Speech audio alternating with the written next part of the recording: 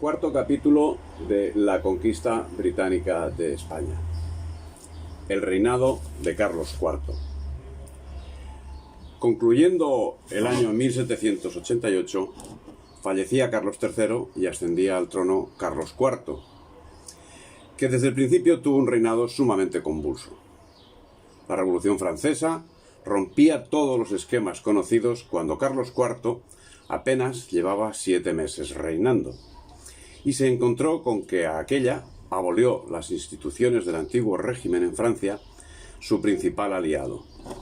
Se suprimieron los derechos de la nobleza y los derechos del clero. Se redactó la Declaración de Derechos del Hombre y finalmente se elaboró la Constitución de 1791, basada en la soberanía nacional y la división de poderes. En la deriva de la monarquía francesa, la monarquía española, cada día más debilitada, veía tambalear su propio trono y comenzó a llevar un rumbo equívoco, dando lugar a 3 fases en su actuación con Francia. La neutralidad entre 1789 y 1792, la guerra entre 1793 y 1795 y la alianza entre 1796 y 1808. Muy pronto se trató de la sucesión de Felipe IV. Las Cortes de Castilla se reunieron a puerta cerrada y bajo la presidencia de Campomanes, pasando a jurar como heredero al futuro Fernando VII, que en ese momento tenía 4 años, y aprobándose la supresión de la ley sálica de sucesión, que había sido introducida en el reinado de Felipe V. Decisiones que acabarían garantizando medio siglo de conflictos armados. El 14 de julio de 1789 estalla la Revolución Francesa con la toma de la Bastilla por el pueblo francés y se forma la Asamblea Nacional.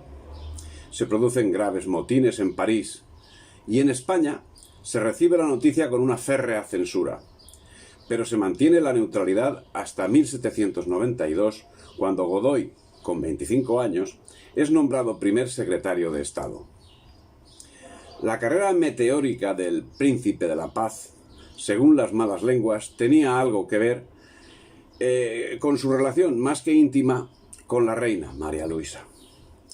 Las circunstancias hicieron que Godoy fuese uno de los personajes más odiados de su tiempo, y sus actuaciones depararon para España la puntilla como imperio y como nación independiente.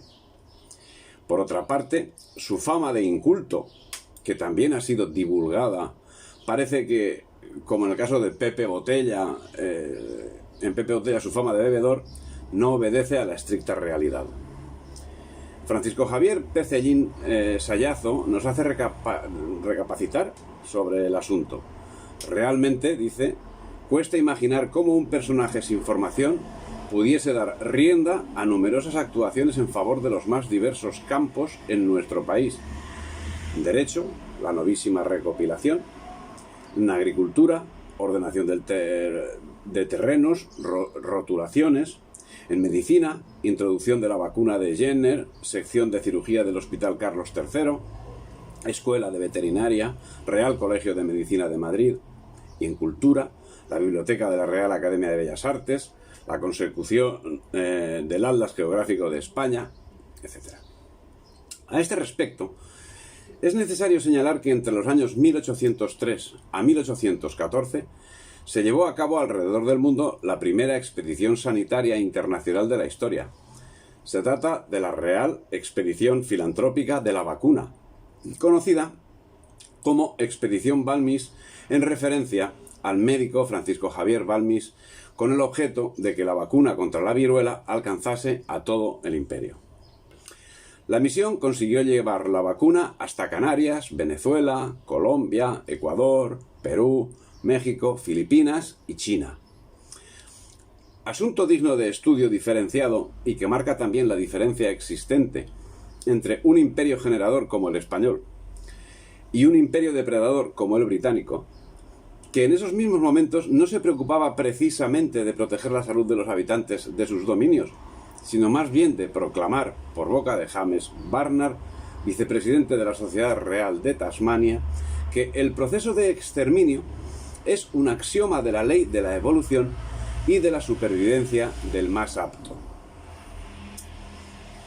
Para hacerse cargo de la importancia humanitaria en concreto de esta expedición, hay que ubicarse también en el tiempo que fue llevada a cabo.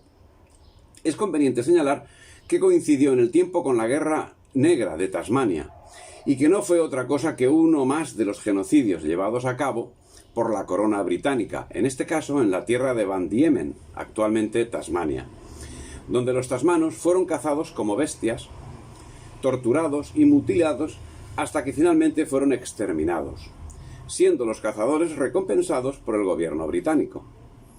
Datos no contrastados por esta investigación señalan que en 1860 murió el último hombre tasmano. Un miembro de la Royal Society of Tasmania, George Stockel, mandó abrir su tumba para hacerse una petaca con su piel. La última mujer palagua, tasmana, una mujer llamada Truganini o Trugernanner, murió en 1876. Pero estos son otros aspectos. Ciñéndonos a los del reinado de Carlos IV, debemos tener en cuenta que en el segundo periodo del siglo XVIII, lamentablemente la acción política no es equiparable a lo que pudiera esperarse de un gobierno capaz de llevar a cabo algo tan importante como fue la campaña contra la viruela. Muy al contrario, las figuras políticas más representativas carecieron de la menor grandeza institucional y de la mínima capacidad humana y moral para dar la talla política necesaria en unos momentos de crisis. Estamos hablando de una generación de la incompetencia, motivo por el que parece exagerado conceder fama de inculto a Manuel Godoy, que en todo caso, y para mal de España, sería de lo mejor que había en el momento entonces en el entorno del poder. Tengamos también en cuenta que por esos tiempos la vida cultural e industrial continuaba evolucionando, y en México comenzaban las labores del Real Colegio de Minería, institución que por su estructura, cursos y nivel educativo ha sido considerada la primera casa de las ciencias en México. Aquí se impartieron los primeros cursos formales modernos de astronomía. Al fin, y en todo caso, Godoy fue un personaje peculiar, cuyos errores se impusieron a sus aciertos, en ocasiones frustrados, para mal de España, por sus enemigos. En sus memorias dice que no podía presentar títulos académicos, pero que fue cultivado por sus padres. Pero relata también que tras la formación recibida por varios maestros estudió matemáticas, letras y filosofía, y ya en la corte aprendió francés e italiano. Pero nada dice en lo relativo a las relaciones que, conforme se dice, tenía con la reina María Luisa de Parma, a las que se refiere de soslayo como fábulas del vulgo. Eran momentos de inestabilidad y de nerviosismo, de intrigas y de traiciones. Y en ese entorno, José Moñino, conde de Floridablanca, es despojado de su cargo de primer ministro el 28 de febrero de 1792, cargo que estaba desempeñando desde febrero de 1777, y fue puesto preso. Le sustituyó el que era su enemigo desde hacía décadas, el conde de Aranda, Pedro Pablo Abarca de Bolea, quien a su vez fue cesado a los 9 meses, relevado por el propio Godoy, todo en un mar de intrigas. José Moñino es puesto preso en junio y son confiscados sus bienes. Sería liberado en 1795 como acto de gracia del nuevo jefe de gobierno, Godoy. Pero no sería rehabilitado hasta el 28 de marzo de 1808 por el nuevo rey Fernando VII, que le levantó el destierro al mismo tiempo que a Urquijo y a Saavedra. José Moñino moría el 30 de diciembre del mismo año, no sin haber tomado parte efectiva en la creación de las juntas. Un levantamiento parisino acaba derrocando a Luis XVI de Francia y eligiendo una asamblea constituyente conocida como la Convención. Es tomada presa la familia real y ejecutados en la guillotina el 21 de enero de 1793, momento en el que Carlos IV declara la guerra a Francia la que sería conocida como Guerra de la Convención, que duraría hasta 1795 y acabaría con victoria francesa. En la Paz de Basilea, que se firmaría tras la misma, se iniciaría un periodo de colaboración entre Francia y España que sumía a España en una dependencia de Francia. Y Godoy, actor principal de la comedia, se presentó como un hombre hecho por los reyes. En sus memorias señala su megalomanía diciendo: «Mis destinos me condenaron a navegar a palo seco en la más dura de las épocas que ofrecieron los fastos de la Europa». Godoy, en sus memorias, hace una extensa exposición de los hechos, afirmando que sólo España realizó actuaciones tendentes a que no se ejecutase a la familia real francesa, a lo que Francia respondió con el embargo de nuestros buques en sus puertos y por la expedición de un gran número de patentes de corso que despachó contra nosotros, dice Godoy. Todo lo cual acabó con la declaración de guerra por parte de Francia. En el ámbito internacional, como en el nacional, la marcha de España era acorde con la cualidad de sus gobernantes. El desarrollo y solución de la Guerra de la Convención lo dice todo. Pero no es el único dato, pues el 27 de octubre de ese mismo año 1795 se firmó con los Estados Unidos un tratado de amistad y límites de navegación por el que se permitía navegar el Mississippi a los Estados Unidos, así como procurar la paz y armonía con los indígenas, asilo a barcos en necesidad, protección de los bienes particulares. Se prohibían mutuamente atender a los enemigos del otro. Se instauraba el libre mercado y navegación, excepto contrabando y material de guerra. En principio, una pequeña cesión, a cambio de nada. Y sin que los Estados Unidos hubiesen iniciado la devolución de las deudas contraídas con España durante su guerra de independencia, deudas que hoy siguen impagadas. Ciro Villa Tinoco señala que tras la Guerra de la Convención, en 1795, la situación de España era de esperpento. Dice: la situación interna de la monarquía hispana entró en una crisis permanente, con incesantes intercambios en las 5 secretarías y con presencia distorsionante de unas pugnas internas, escasamente sorteadas, entre los golillas del conde de Floridablanca, los aragoneses del conde de Aranda, los persas o regeneracionistas tradicionales de base aristocrática y los fernandinos, nucleados en torno al cuarto del príncipe de Asturias, futuro Fernando VII, todos ellos empeñados en luchas intestinas y tan solo unidos por su odio al favorito, Godoy. Pero Godoy demostraba ser un artista a la hora de interpretar los acontecimientos que protagonizaba. Con gran imaginación trata así la Guerra de la Convención.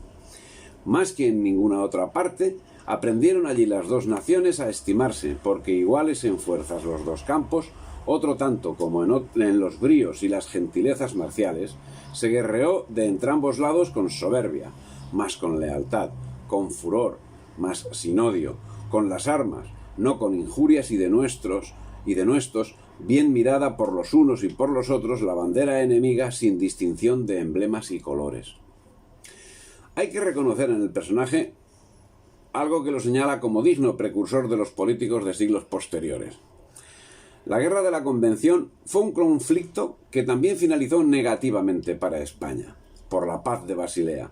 Pero si para España fue negativo, a Godoy le reportó el título de Príncipe de la Paz, algo que no solo era título, sino que comportaba grandes beneficios económicos.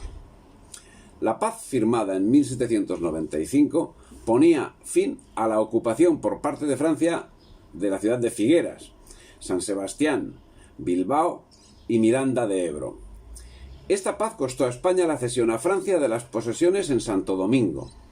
Godoy justifica el hecho diciendo que la posesión de la isla era no tan solo inútil, sino aún gravosa para España en aquella actualidad. Señala Godoy que Santo Domingo era un lugar infame, tierra de maldición para los blancos y verdadero cáncer agarrado a las entrañas de cualquiera que fuese su dueño en adelante. Vamos, que España salía ganando, que el Tratado de Paz, que acababa de firmar, había sido un éxito rotundo de su labor. todo justificaba las prebendas que el tratado le reportaba. A partir de este momento se ponen las bases para la alianza hispano-francesa, que culminaría el 18 de agosto de 1796 con el Tratado de San Ildefonso.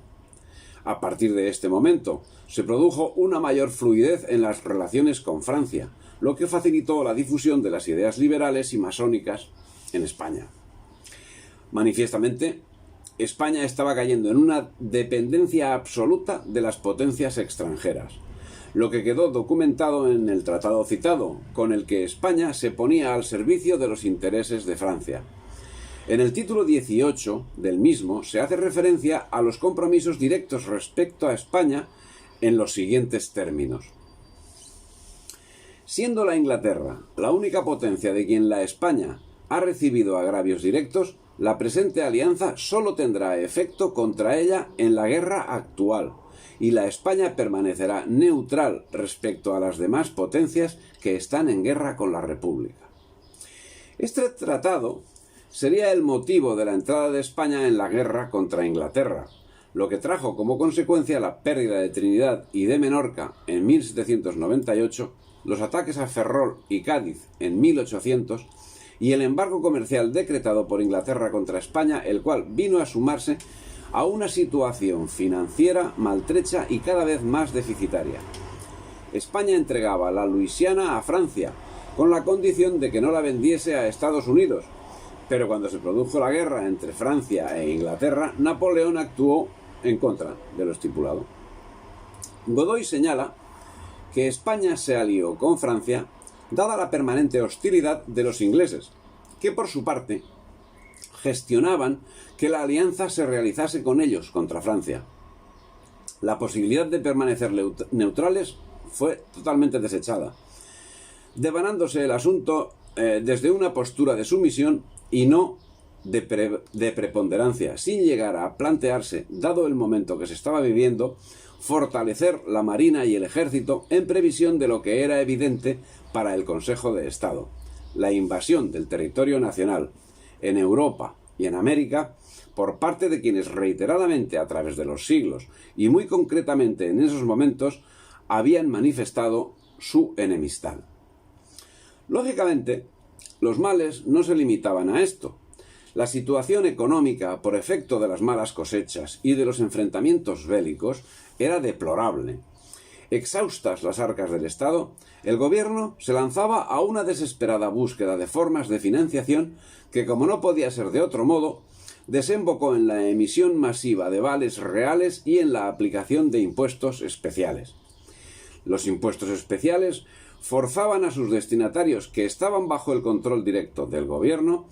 El problema estaba en los vales reales, que eran pagaderos en los virreinatos americanos, muy especialmente en el virreinato de la Nueva España, donde irremisiblemente era rechazado el pago. La situación era de bancarrota, y sin embargo, bajo el reinado de Carlos IV, geográficamente España había alcanzado su máxima extensión, y en el Tratado de San Lorenzo de 27 de octubre de 1795, firmado con los jóvenes Estados Unidos, se fijaba la frontera entre ambas naciones en el río Mississippi. Pero la incapacidad naval en la que aceleradamente estaba cayendo España le impedía mantener la fluidez de contactos marítimos a través del Atlántico, y el Pacífico estaba lo suficientemente desatendido como para que la Gran Bretaña se aventurase a invadir las costas de Australia y de Nueva Zelanda, extendiendo el genocidio sobre sus habitantes sin que España levantase un dedo para evitarlo. Amparado en esta falta de capacidad de respuesta naval española, y con la colaboración de los comerciantes ilustrados americanos, seducidos por el materialismo británico, el negocio del contrabando alcanzó límites estratosféricos, y en el mismo estaban involucrados los mismos oficiales reales. El comercio ilícito con las colonias aumentó significativamente en 1796-1801 y se estableció firmemente en Buenos Aires y Montevideo a partir de 1807 con la complicidad del virrey, dice el historiador Santana. Esta actividad ilegal, esta falta de capacidad marítima y las constantes guerras que estaba manteniendo España tuvieron un inmediato efecto contra los intereses de España, tanto en lo relativo a las costas americanas como en la península, ya que los bloqueos derivados de la guerra y su consiguiente pérdida de mercados afectaron directamente al desarrollo del textil catalán, que en aquel momento era el sector más dinámico de la industria nacional. España, mediante el Tratado de San Ildefonso de 1796, había puesto al servicio de Francia sus tropas, que con 14.000 unidades se desplegaron en Dinamarca, comandados por Pedro Caro Sureda, con el objetivo de guarnecer las costas del mar Báltico y aumentar el bloqueo al que quería someter a Gran Bretaña. Iniciada la guerra, mal llamada de la independencia, sería la propia Armada Británica la que embarcaría a los soldados españoles rumbo a La Coruña. Los necesitaba para llevar a cabo su conquista militar de España. También, mediante el citado tratado, se puso al servicio de Francia la flota y más adelante las plazas. Esto conllevaría que el trato marítimo con América sufriera un importantísimo deterioro que se vería incrementado con la derrota de Trafalgar, que consolidó la absoluta supremacía marítima de Inglaterra. Las guerras contra Inglaterra, que mientras España fue independiente eran la constante, se reprodujeron en 1796 con una derrota naval en el Cabo de San Vicente que dejó maltrecha a la Armada española. La guerra finalizaría en 1802 con la Paz de Amiens, firmada entre Francia y Gran Bretaña. España solo estaba para servir a los intereses franceses, como luego se estaría solamente para servir a los intereses británicos. En esta guerra, que es declarada por España a Inglaterra, no para defender sus intereses, sino para defender los intereses de Francia, de quien era satélite, además de las derrotas citadas, se sufrió la pérdida de Trinidad, el bloqueo de Cádiz, el constante ataque a los mercantes españoles por la piratería al servicio de la Gran Bretaña, y se vio forzada a permitir que los países neutrales iniciaran el comercio con el imperio, mientras los ingleses tomaban posiciones y atacaban las Islas Canarias, donde el pirata Nelson sufrió una humillante derrota, por cierto. La victoria en Canarias no era más que un espejismo, porque la derrota de Trafalgar es el golpe de gracia de las comunicaciones transatlánticas españolas, y el desastre económico se hace evidente en ambas orillas. Tulio Alperin Dongi nos pinta la dramática situación padecida al otro lado del Atlántico. En esa Buenos Aires, que cree ser el centro del mundo comercial, se apilan los cueros sin vender. En Montevideo forman túmulos más altos que las modestas casas. En la campaña del litoral rioplatense, los ganados, sacrificados a ritmo vertiginoso hasta 1795, vuelven luego de esa fecha a poblar la pampa con ritmo igualmente rápido. Lo mismo sucede en Cuba con el azúcar. Las protestas de los virreinatos de América se hacían patentes. La incomunicación a que estaban sometidos posibilitaba el germen de la discordia y era caldo de cultivo para que los agentes británicos moviesen sus hilos. Así Fernando Hidalgo Nistri pinta la situación con el dramatismo del momento. Dice: la falta de correos de la península y mala disposición en que se halla su dirección a estos países y los dependientes que suele haber de poco mérito y ningunas circunstancias han causado y causan muy graves daños y perjuicios. Se pasan 4 o 5 meses y aún más en venir una correspondencia que llegan aglomeradas. En estos meses maquinan los enemigos del Estado 1000 noticias y patrañas que extienden con mucha facilidad en gacetas y papeletas impresas en Jamaica, arraigando en los entendimientos y corazones bien dispuestos todas sus ideas de subversión e independencia que no pueden desvanecerse con la llegada de un solo correo marítimo de la península, las que pasado este vuelven a desenvolver los agentes de la desobediencia con otras nuevas que ya tienen preparadas. La acción británica contra España estaba desarrollándose a marchas aceleradas, tendente a completar el plan Pitt que desarrollaba el planteado por el Foreign Office británico a principios del siglo en orden a apoderarse del Imperio español. Así, andando el tiempo, a los pocos años, el 3 de febrero de 1807, los ingleses ocuparon Montevideo. desde donde organizarían el asalto a Buenos Aires el 7 de julio de ese mismo año. Tal era la situación que el mismo protegido de la reina acabó cayendo en desgracia. En marzo de 1798 dimitió Godoy, presionado por la situación y sobre todo por la presión francesa, que sentía desconfianza de su adelantado. Sería sustituido por un equipo reformista compuesto por Francisco Saavedra, Gaspar Melchor de Jovellanos y Mariano Luis de Urquijo. El 28 de marzo, Saavedra accedió al cargo de primer ministro. Duraría 9 meses, siendo sustituido por José Antonio Caballero, con Mariano Luis de Urquijo como primer secretario de Estado, que en 1800 sería destituido y encarcelado por Napoleón. Pero el cambio de medida no implicó el cambio de sus componentes, porque Jovellanos potenció el libre comercio al gusto de Inglaterra y se opuso a la intervención del gobierno en la economía, aplicando el dejar hacer sin atender ningún aspecto moral de interés colectivo. Dentro del mare magno se mantenía la voluntad de estar a la altura del momento, pero sin atender los aspectos que garantizaban el desarrollo. La situación económica seguía siendo de bancarrota, por lo que el 15 de septiembre de 1798 Carlos IV expropió los bienes de las instituciones benéficas y los convirtió en dinero contante en pública subasta, pero siempre guardando las formas. Al respecto, Juan Manuel Santana Pérez analiza el asunto y señala que formalmente no se trataba de una expropiación. Los fondos obtenidos serían depositados en la caja de amortización de vales reales, a cambio de un interés anual. La situación financiera de los últimos 10 años del reinado fue tan deficiente que los intereses solo fueron pagados esporádicamente y en ocasiones nunca se llegaron a saldar.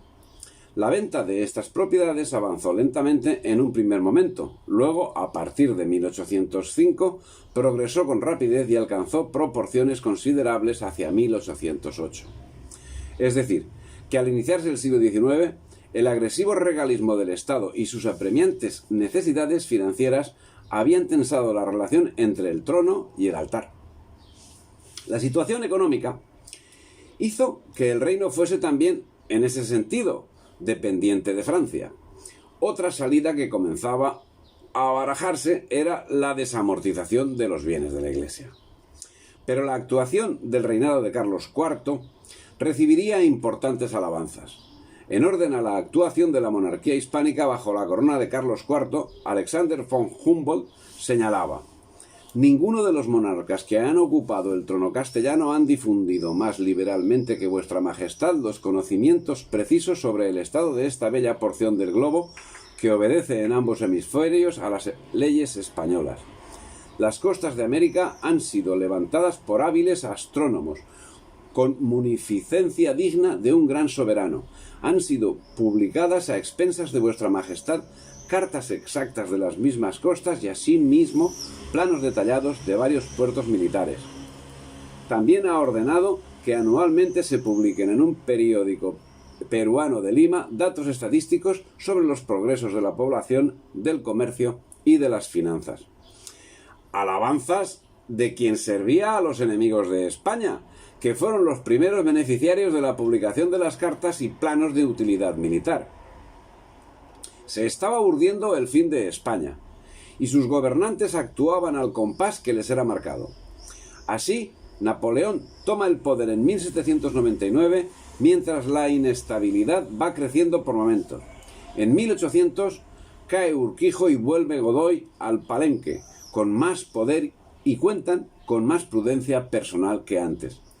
En 1800 se firma el nuevo Tratado de San Ildefonso, un nuevo triunfo de Godoy reforzando el del mismo nombre firmado en 1796. A pesar de todo, y como señala Pierre Chaunu, no era suficiente para acabar con España. La reacción imperial de las últimas décadas del siglo XVIII no es suficiente para eclipsar al imperio español. Se necesitará que se añada la acción combinada del catastrófico corte virtual de las comunicaciones casi ininterrumpidamente de 1796 a 1808. Mientras se producía la guerra de Francia contra la coalición formada por el Sacro Imperio, Inglaterra y su aliada Portugal, guerra iniciada en 1799, el año 1801 e impuesta por Napoleón, España iniciaba una guerra contra Portugal, la llamada Guerra de las Naranjas, una breve confrontación que sirvió para el lucimiento personal del Príncipe de la Paz y para nada más. El objetivo, claramente, era en exclusivo beneficio de los intereses franceses, quienes habían imaginado trocear el país hermano, dejando a Godoy como rey de uno de sus trozos. La guerra franco-británica, como ya hemos señalado, terminaría por la Paz de Amiens, firmada entre Francia e Inglaterra, sin el menor concurso de España. Pero los ingleses siguieron atacando embarcaciones españolas, mientras España, de manera servil a los intereses de Francia, la cual había aceptado la neutralidad española a cambio del pago de un tributo y soportaba los agravios ingleses sin capacidad alguna para contrarrestarlo. El año 1804 se inició una nueva guerra entre Francia y España de acompañante e Inglaterra y sus aliados Austria, Rusia, Nápoles y Suecia, en la que el año 1805 se produjo la batalla de Trafalgar, que derivó en una total crisis del ejército español. España ya solo era una comparsa en el concierto internacional, una comparsa que estaba abriendo la feraz América a los intereses europeos, al tiempo que sometía a los peninsulares a la más feroz presión fiscal, tal vez más aguda que la padecida en la crisis de 1640 con el conde-duque de Olivares. Ahora sí, lo que venía anunciándose quedó perfectamente cumplido. En este punto España quedó hundida económicamente y con la armada totalmente destruida. Quedaba incomunicada con América, cuyo comercio fue bloqueado por la armada británica. Napoleón ansiaba controlar la península ibérica, por lo que en marzo de 1807 hizo firmar a Godoy el Tratado de Fontainebleau, por el que Francia y España se aliaban para atacar Portugal, que, aliado de Inglaterra, no cumplía el bloqueo de esta decretado por Napoleón. El Tratado de Fontainebleau es la continuación de la política marcada por el primer Tratado de San Ildefonso, firmado en 1796, usado por Napoleón para combatir a Inglaterra, tras la paz alcanzada con el zar Alejandro I de Rusia. Por este tratado, Portugal se partía en 3 trozos que se repartirían entre el príncipe de Parma, Godoy, y el tercer trozo quedaba por designar. Por el citado tratado, España cedía el paso a las tropas francesas con destino a Portugal. Pero las tropas francesas, comandadas por los generales Junot y Murat, aprovecharon la oportunidad para ocupar las principales ciudades: Barcelona, Burgos, Salamanca, Valladolid, San Sebastián. Al tiempo exigían que la frontera franco-española, la frontera entre ambos, estuviese en el río Ebro. En el curso de estos enfrentamientos se produjo la penetración británica en el estuario de la Plata, con el ataque a Buenos Aires en 1806 y las expediciones separatistas financiadas por Gran Bretaña de Francisco Miranda en 1804 y 1806, que acabaron en un total fracaso. El agente británico Daniel O'Leary relata así el desarrollo de las actividades de Miranda. El general don Francisco de Miranda, hijo de Caracas, que consagró su vida entera a obtener la independencia de su patria, había logrado en varias épocas interesar a los gobiernos de Francia y de la Gran Bretaña en su minado proyecto y conseguido ofertas de cooperación que por una u otra causa, desgraciadamente, no pudieron cumplirse. Por su parte, el pueblo, a falta de otras armas, se dedicaba a realizar grotescas chanzas sobre la situación, llegando a ser popular el calificativo de la Trinidad al grupo formado por Carlos IV, la reina María Luisa de Parma y Manuel Godoy. Mientras, ante tal sucesión de despropósitos, de los que se hacía responsable casi único a Godoy, la nobleza se ponía cada vez más en contra de este y denunciaba sus relaciones con Napoleón. Este malestar se reflejó junto al príncipe de Asturias, el futuro Fernando VII, en lo que llegó a denominarse Camarilla, que llegó a organizar una conjura para destronar al rey Carlos IV y eliminar la influencia de Godoy, la cual estalló el 27 de octubre de 1807, cuando un ejército francés compuesto por 28.000 soldados atravesaba la frontera de acuerdo con el Tratado de Fontainebleau. Cuando la conjura fue descubierta, Fernando delató a sus seguidores en el proceso del Escorial, tras lo que el príncipe pidió perdón a sus padres y denunció a todos sus colaboradores, en un acto que inaugura lo que acabará siendo toda su vida.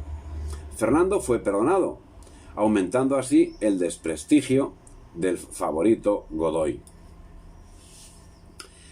La conjura resultó fallida porque Carlos IV descubrió en los aposentos de su hijo Fernando documentos que la dejaban al descubierto, quedando demostrado que estaba organizada por la alta nobleza y el alto clero, y al frente de la cual se encontraba Juan Escóiquiz, quien curiosamente había sido elegido por Godoy como preceptor del príncipe Fernando, por los condes de Teba y de Orgaz y el duque de Montemar, todos dirigidos por el embajador de Francia, François de Beauharnais, que seguía las instrucciones de Napoleón.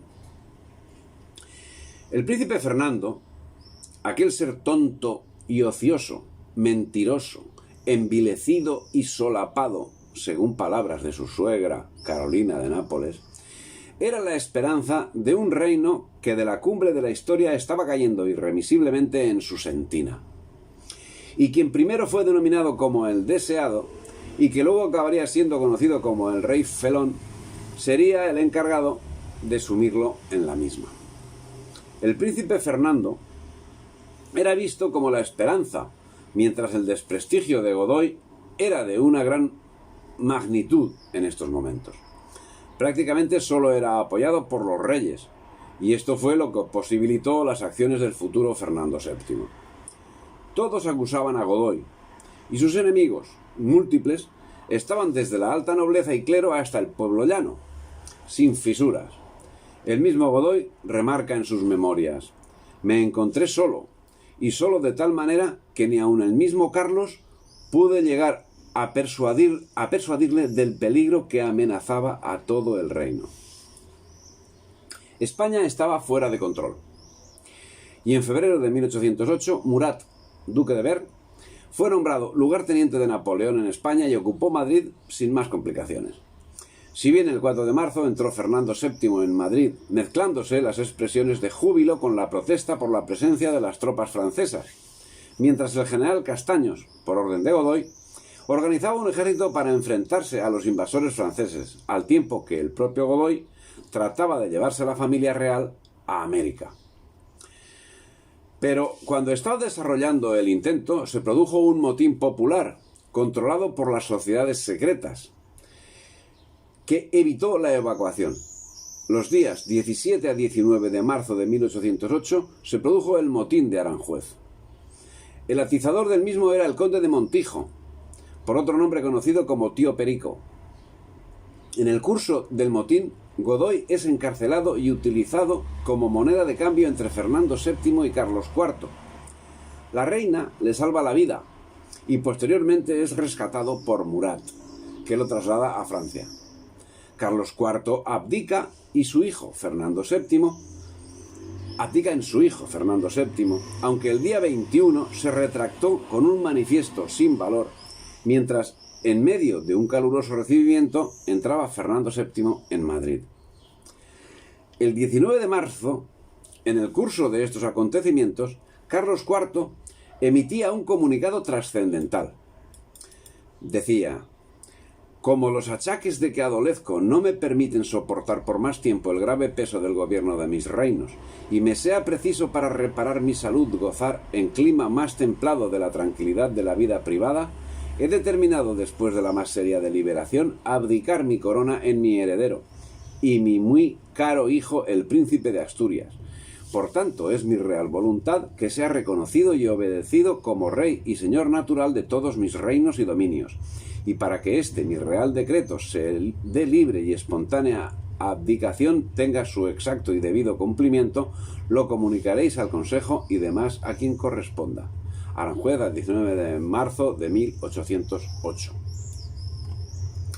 La propia mañana del 19 de marzo, grupos de personas se dirigieron a la casa de Godoy, gritando vivas al rey, mueras al príncipe de la paz. Por la noche se gritaba en las calles, muera Godoy por traidor y ladrón, y que le traigan a Madrid para ponerlo en un palo. Los desórdenes seguirían a la mañana siguiente y en días sucesivos, presagiando el alzamiento que finalmente sucedería el 2 de mayo. Tras estos hechos, Godoy es capturado, encarcelado y conducido por Murat, que le había salvado la vida, a Bayona, donde se reunió con la familia real. Carlos IV, en claro signo de sumisión, ofreció el trono a Napoleón, a cambio de asilo político para los reyes y para Godoy, así como una pensión de 30 millones de reales anuales. Y Fernando VII, también en claro signo de sumisión, solicitó el apoyo del emperador francés. En esta situación, Napoleón llamó a ambos a Bayona, donde con más humillación que resistencia abdicaron a favor del corso y éste entregó el trono a su hermano José I. Este hecho, que para mayor escarnio sería vendido como el secuestro de los reyes, provocará el levantamiento popular y el inicio de la lucha contra los franceses, la que fue conocida como Guerra de la Independencia, aunque visto lo visto, podría ser llamada la Guerra del Cambio de Dependencia.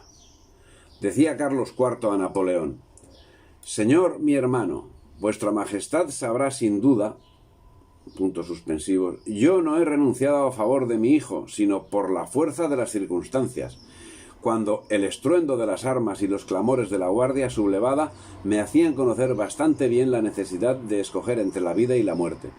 Dirijo a vuestra majestad imperial una protesta contra los sucesos de Aranjuez y contra mi abdicación». A Fernando VII se le conoce como el rey felón. Habría que pensar en el calificativo que merecía su padre, Carlos IV. Espíritu de familia.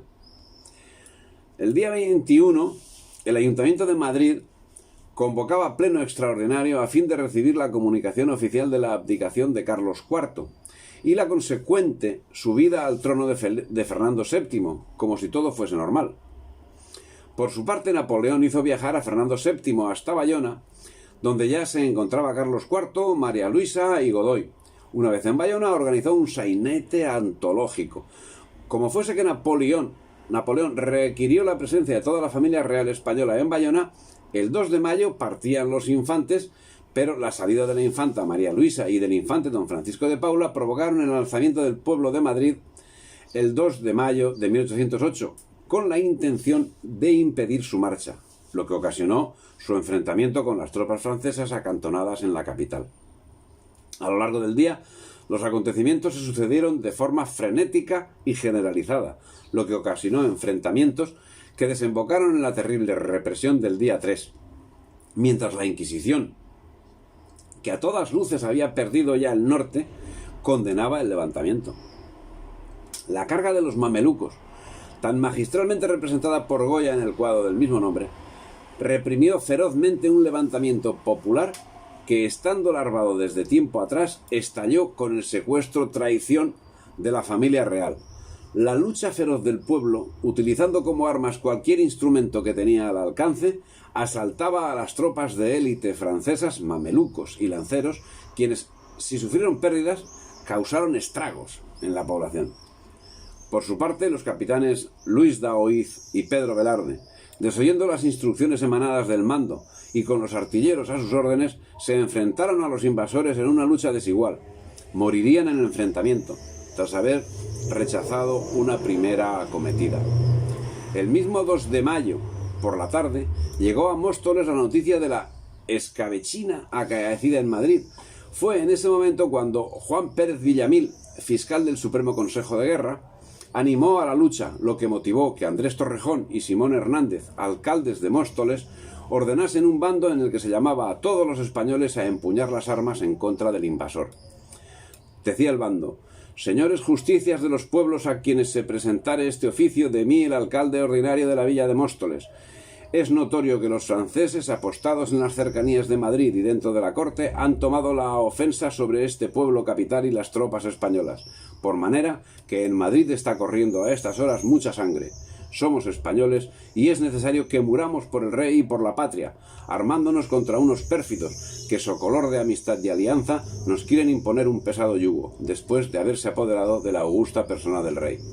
Procedan vuestras mercedes, pues, a tomar las más activas providencias para escarmentar la perfidia, acudiendo al socorro de Madrid y demás pueblos, y alistándonos, pues no hay fuerza que prevalezca contra quien es leal y valiente como los españoles lo son.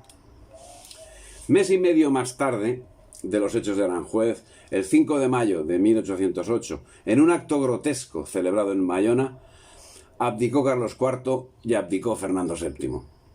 Napoleón no había reconocido a Fernando VII, por lo que seguía tratando a Carlos IV como rey de España. Desde esa percepción y con la posición preeminente que ostentaba a todas luces, convence a Fernando VII para que acepte la exigencia de renuncia a la corona de España a favor de su padre, para acto seguido obligar a abdicar a Carlos IV en el propio Napoleón, que trasladaría el título a su hermano José Bonaparte. Acto seguido, Carlos IV escribió un comunicado al pueblo español en el que decía: «He tenido a bien dar a mis vasallos la última prueba de mi paternal amor.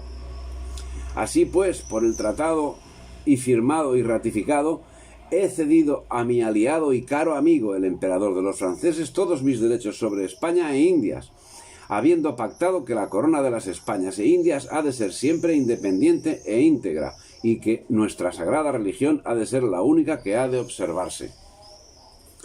La actitud de toda la Casa Real Borbónica ante tales hechos, por sí sola, es merecedora del desprecio de cualquier español, ya que sin pérdida de tiempo y tras la humillante nota de Carlos IV, el 12 de mayo, Fernando VII y los infantes don Carlos y don Antonio expidieron una proclama al pueblo español en la que comunicaban la felonía perpetrada una semana antes y ordenaban que se defendieran y acataran las órdenes de Napoleón.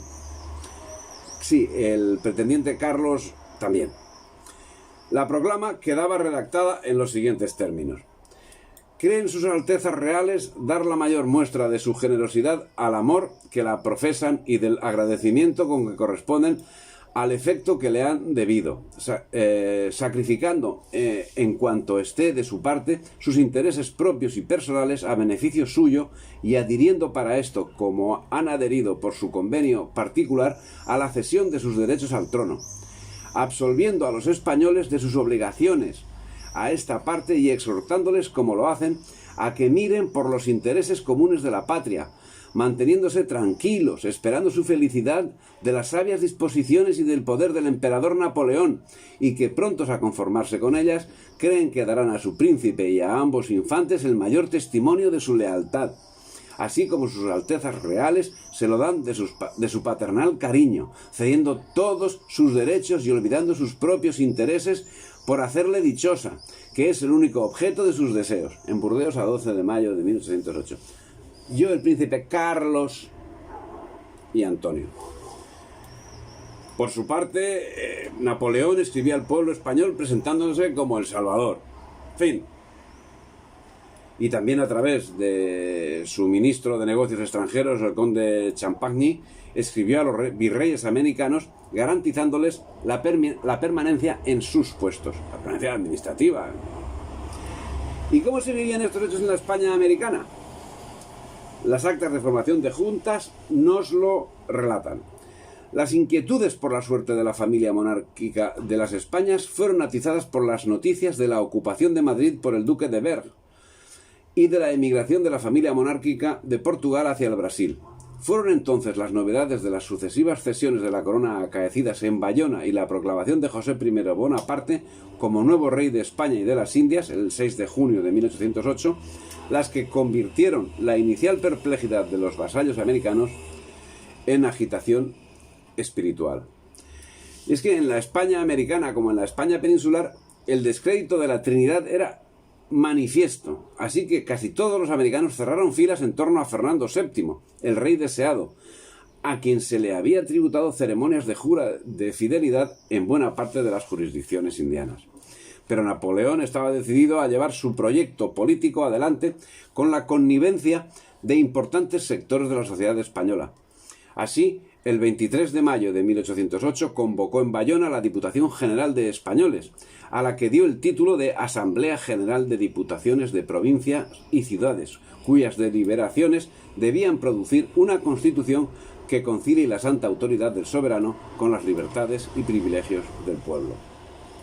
El texto fue redactado por juristas franceses, con el visto bueno de Napoleón, y los representantes españoles, entre los que se encontraban americanos, se limitaban a aprobar lo que se les presentaba, si bien lo que se les presentaba no era excesivamente disparatado. Dar, por tanto, el título de Constitución a este texto no pasa de ser un anacronismo y la materialización de la atomización de España. Al amparo del mismo, en 1812, como el Rosellón en 1659, Cataluña pasaba a formar parte formal de Francia. En fin, pero el pueblo, los dirigentes, sin reyes a quien servir, se organizaba para la resistencia al tiempo que permitía crecer en su propio seno el germen de lo que estaba combatiendo. La revuelta se había iniciado el 2 de mayo, pero su generalización sería fruto de un largo proceso. Pronto se sucedieron las revueltas del pueblo, produciéndose levantamientos contra los franceses y formándose juntas soberanas que recibirían instrucciones de Lord Holland. España, la de este lado del Atlántico, y la del otro lado del Atlántico se preparaban para una larguísima etapa de enfrentamientos, a la vez civiles y separatistas. La invasión francesa fue el detonante de las guerras que se inauguraron en 1808, pero fueron las nefastas guerras internacionales, la crisis agrícola, el declive del comercio marítimo con América, con Europa y el Mediterráneo, la crisis financiera y fiscal, los extremos que propiciaron una serie de disturbios que desembocaron en la guerra de independencia sin un claro objetivo a conseguir más allá de la expulsión del invasor francés. El devenir histórico hizo que ni Carlos IV ni Godoy volviesen nunca más a España. No hubo la misma suerte con relación a sus herederos. Insisto, capítulo de la conquista británica de España.